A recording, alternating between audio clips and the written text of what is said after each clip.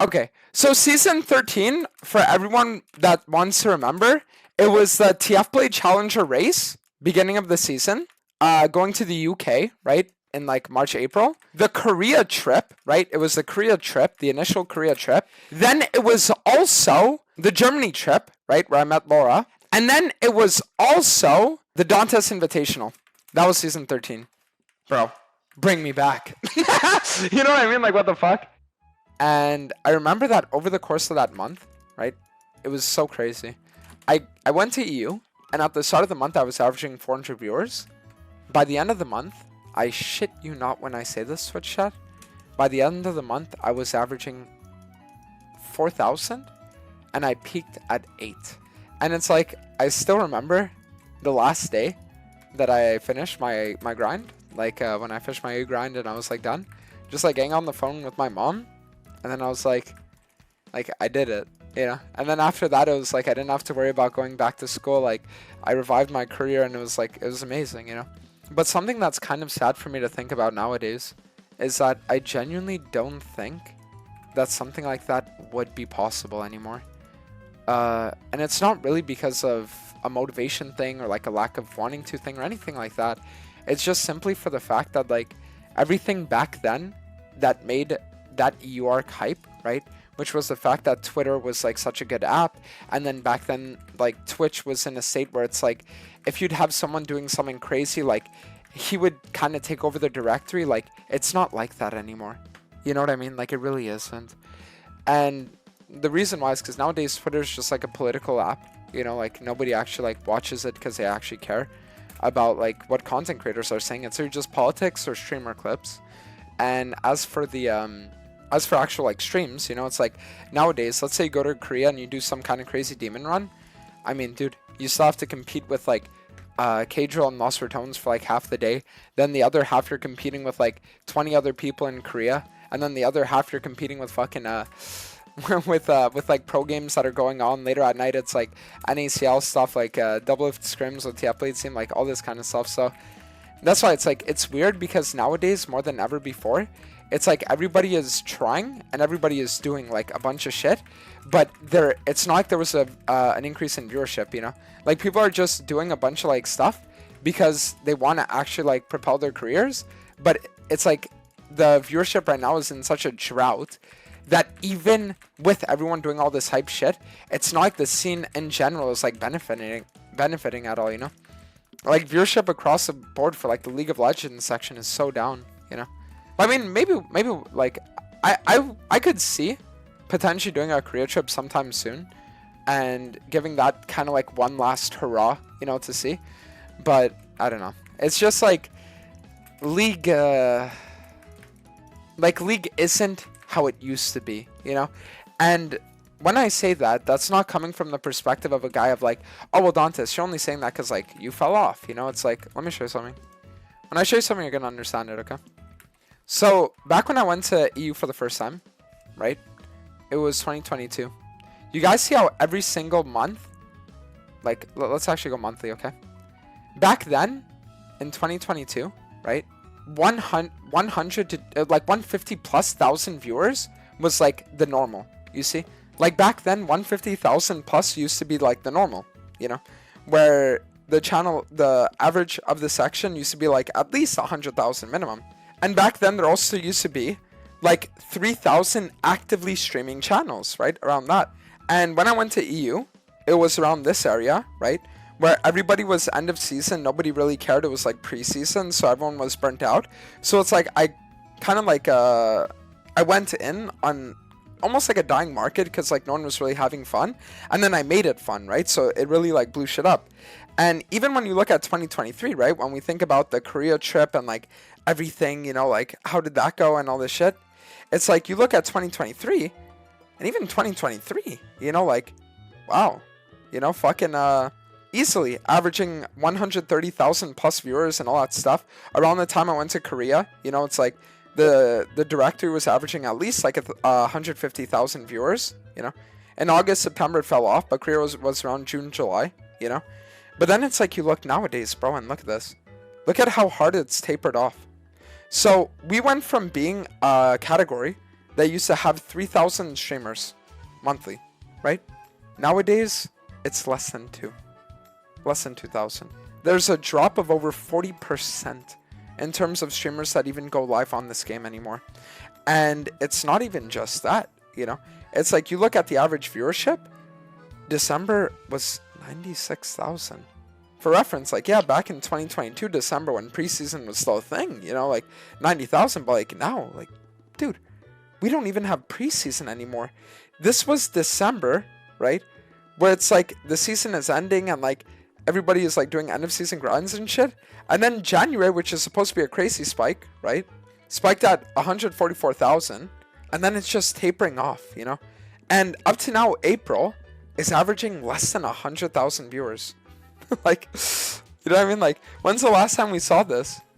The last time we had like, in like fucking, the last time it wasn't an end of season thing, averaging less than 100,000, was August of 2017. This is where we're at. The numbers nowadays are unironically identical to 2017 August numbers. Do you see what I mean?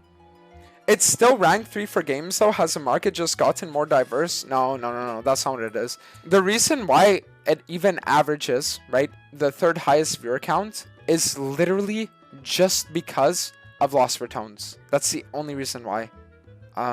Like even Grand Theft Auto, look at how stable they've always been, you know.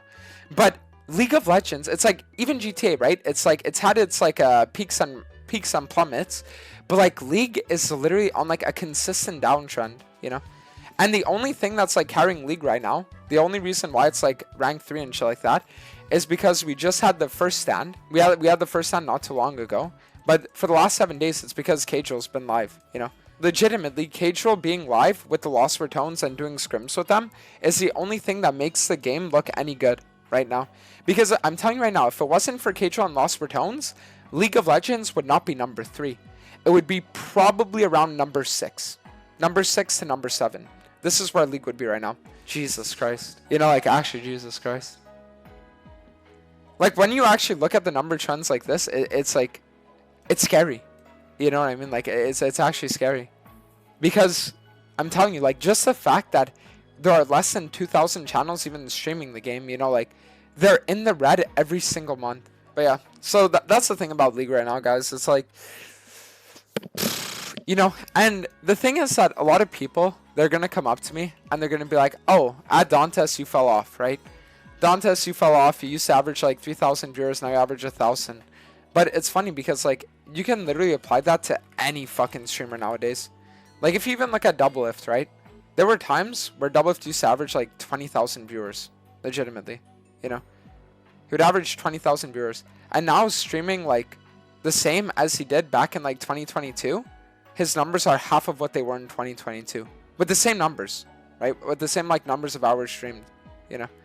And this, like the March and April numbers are even with the NACL push and all of that, you know? It's like the fact that the highest viewer count NA League streamer is getting less than 100 followers a stream. You know, it's crazy. It's crazy. Like, the game is just inviting no traction whatsoever. Adante is coming crazy, but I think a big part of that is because of items in League. No variety, no OP items. I agree with you. I 100% agree with you. But it's like, I want you guys to look at every single streamer that we're going to see, okay? Like, let's say we look at Nightblue, for example, right? Nightblue's always been a pretty, like, static, you know, like, always, like, a pretty consistent guy when it comes to, like, viewer count, because he has this, like, dedicated fan base and shit. But even then, like, you compare the numbers nowadays, you know, like back in the day it was, like, what, 3,000 staple? Like, 3 to 4,000 in 2022? 3 to 5,000 even? And then nowadays, it's like you're going to be 2 to 3, you know? Or if you look at, who's another good example? Let's say we say Cat Evolved. It's like, look, 2022, 2023, average consistent like 2 to 3K. And then it's like over the course of 2024, there was a spike here, right? With the whole like Gurren thing, like getting announced on the team. But I'm telling you, like the league section right now is just like very, very, very bad. Balancing and making the game fair was what initially killed Overwatch 1 back in 2019. It's happening to League now too. Yeah, but I think the saddest thing about it from like a League streamer perspective, you should look at Jutsu. Like you look at Jutsu. Look, 2022, 2023, average 45,000, and even nowadays tapering off, you know? to like around the 3,000 range. TF Blade's another good example. Like TF Blade's a guy that's always done the same thing, you know. He's high elo, he's 1v9, he's like going crazy every game. And nowadays, even with the doublelift, like the doublelift team hype and all that, it's like it's never been this low, you know. He was a guy who it was always 3 to 5,000, and nowadays it's like this, you know. You're really just saying, you're like, Jesus Christ, you know, like actually Jesus Christ. And the craziest thing is that it's not like he's going under any controversies or anything like that either, you know. But it's like you'll still be losing followers. Like even me, there were times where I used to gain like what 1,000 followers a day. But even me nowadays, like there are days where I lose followers, you know, because I feel like people are just getting so turned off from the league section in general. The game is unbelievably dead. I mean, you know what the problem is? I'll tell you. The problem is that back in the day, people used to say stuff like that, but there wouldn't be anything that backed it up, you know? It would just be that they would have less fun playing, so they'd be like, oh yeah, the game's dead. But it's like, when you look nowadays and you see that there just like aren't as many streamers going live, big streamers like quitting or not playing anymore entirely, or even like fucking, or even like you're gonna see the viewership in general, like declining to levels that haven't been seen since 2017. It's just like, bro. And the worst part is that Riot isn't really doing anything about it either, you know? Like, Casual and Baus are popping the fuck off. The thing is that Baus, even with the Casual, like, the Casual lost their tones thing, even he, like, on his, like, normal solo queue streams and stuff, he doesn't get the numbers he used to get back in the day. Like, I'm telling you, nobody is exempt. Like, the only people that are kind of exempt, again, it's, like, the people that have, like, the lost their tones hype and backing, you know? But even with that, like, Baus was big enough that you can see that even in Baus's viewership, it wasn't really like it's not really affecting his like base viewership positively as much as it was like back in the day. But, like for example, for streamers like Velia or even like Nemesis, you know, for them it's like, oh shit, or Crown Shot, you know. Them removing the 1v9 aspect also ruined it a little bit too. Yeah, I agree. You know what the biggest downfall of Riot Games actually was? Which is like kind of crazy to think. The fact that they listened to their community. People were always asking, balance the game, remove these items, remove that. And as crazy as it sounds, it's like the community was wrong. You know what I mean? But then again, like if Riot were to introduce voice comms into the game literally tomorrow. The worst part is that literally tomorrow it would have like such positive effects. But they just refuse to. Not even the balance team knows why. Not even the fucking Riot devs know why. They listened to everyone except the challenger players. Well, the problem too was the fact that they didn't establish any lines of communication at all over the last couple years. Ever. You know? Like, they never had a dedicated... You know what they should have been doing, honestly, this entire time? This entire time what they should have been doing is they should have been having community roundtables with their creators. They should have been, you know? Every single month, community check-ins, inviting 5 different streamers every single time. Hey, how do you feel about the game? How do you feel about this? How do you feel about that? And then actually providing insight and stuff like that. They never did, you know. And it's not the writers that fucking don't greenlight that shit. It's the fucking the people in management, upper management. They're currently trying to appeal to the casual arcane fans by so many brain dead characters OP and gacha skins are introduced. Yeah, but the weird thing to me is the fact that it's like, it just makes me wonder, like, is it the fact that they're just too lazy to actually get a team that's dedicated towards community relations and creating community events? Or is it that they just don't even know that they should? Like, I'm not even trolling you guys. If Riot were to approach me tomorrow and they would make me a director of, like, community relations with the community, right? I'm being serious. I would actually be able, in probably, I would say 2 months. In 2 months, I would be able to probably bring league viewership up maybe like 20%, like stable, and then over the course of like a year, easily be able to do way more than that too. To be honest, I don't really think they care though. I mean, like, you could be right. It's just like, it's hard to conceptualize, you know, that like a company just doesn't care about that.